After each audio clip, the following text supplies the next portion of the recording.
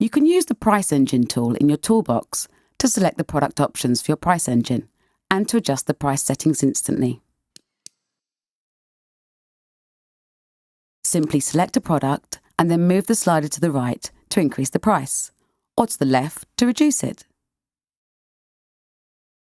You can deactivate any products you don't need, and you can activate new products too.